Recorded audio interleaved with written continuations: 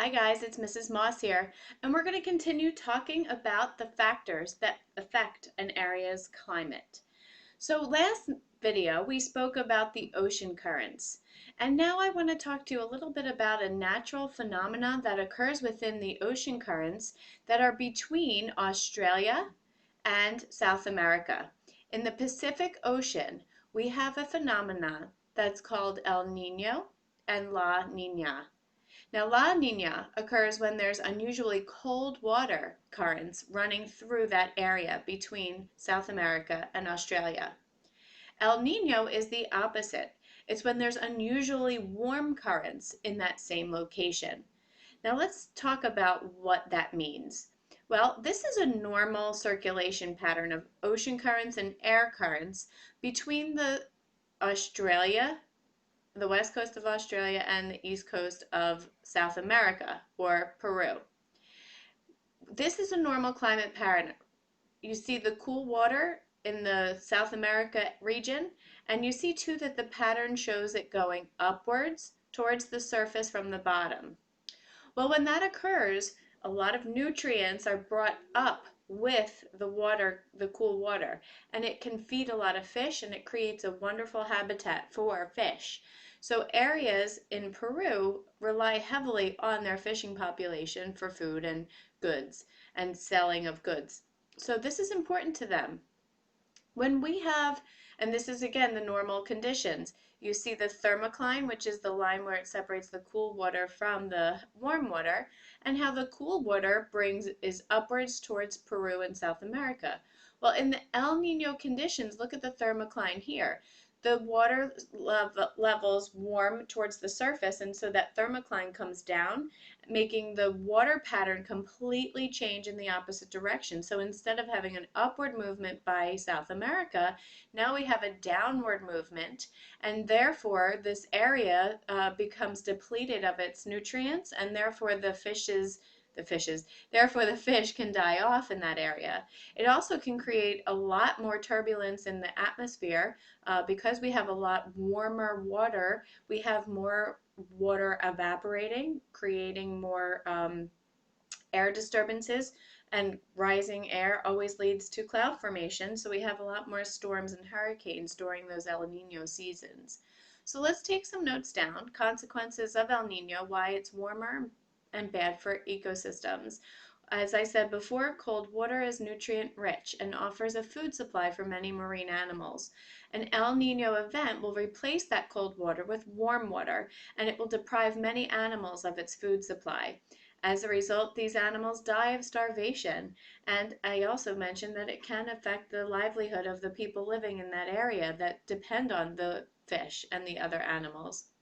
Warm water can also give rise to more precipitation, and countries can experience flooding and intense hurricane seasons during El Nino years, and it could actually last for 5 to 7 years.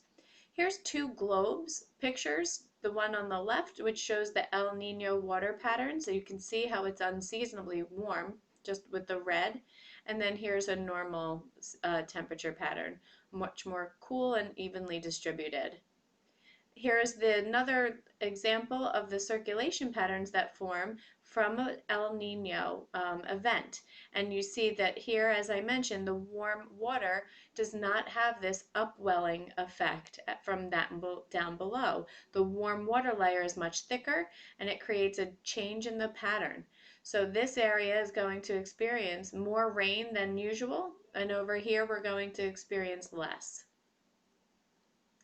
Here's La Nina conditions, and you can notice the thermocline in this demonstration here. It's much more severe of a tilt, so the cooler conditions prevail in a La Nina event. This leads us to our next factor that affects climate. Elevation is the same thing as saying altitude. So when we go high up in altitude over sea level, then our temperatures drop. So it is an indirect relationship. As elevation increases, temperature will decrease. Now this is because as it rises, what happens when warm air rises? It's going to expand and cool, right?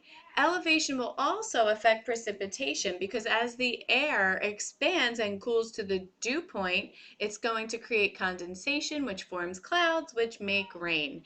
So the elevation will affect the climate of an area's temperature and the precipitation levels. And just an example of this is the Rocky Mountain Range. We have the Catskills, the Adirondack Mountains in New York. Now, the next factor that affects climate is the planetary winds. This is also in your reference table. We went through the reference table chart quite extensively. So this is very familiar to you.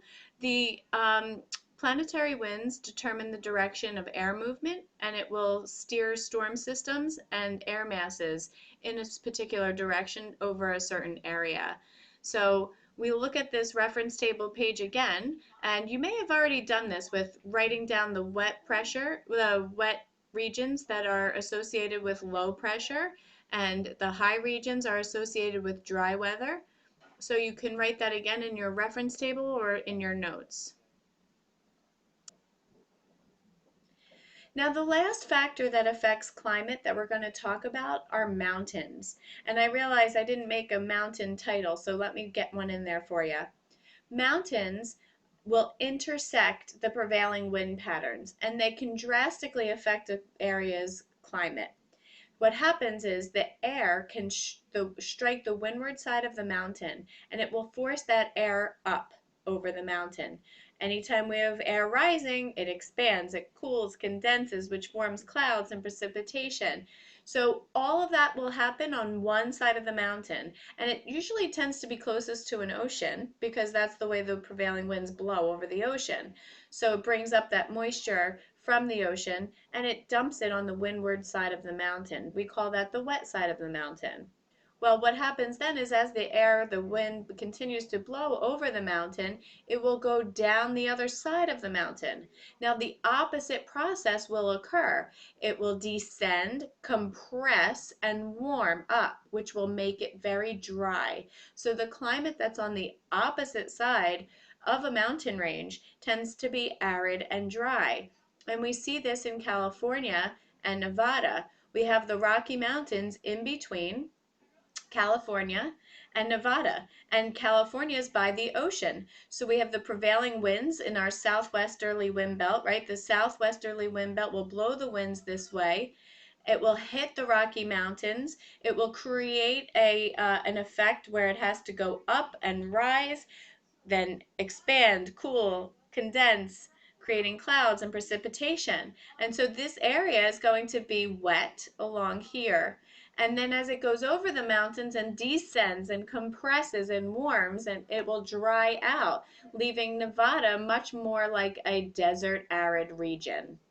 And here's a cool picture of just the orographic effect. That's what we call this phenomenon of the air going up over the mountain, the orographic effect or the rain shadow effect.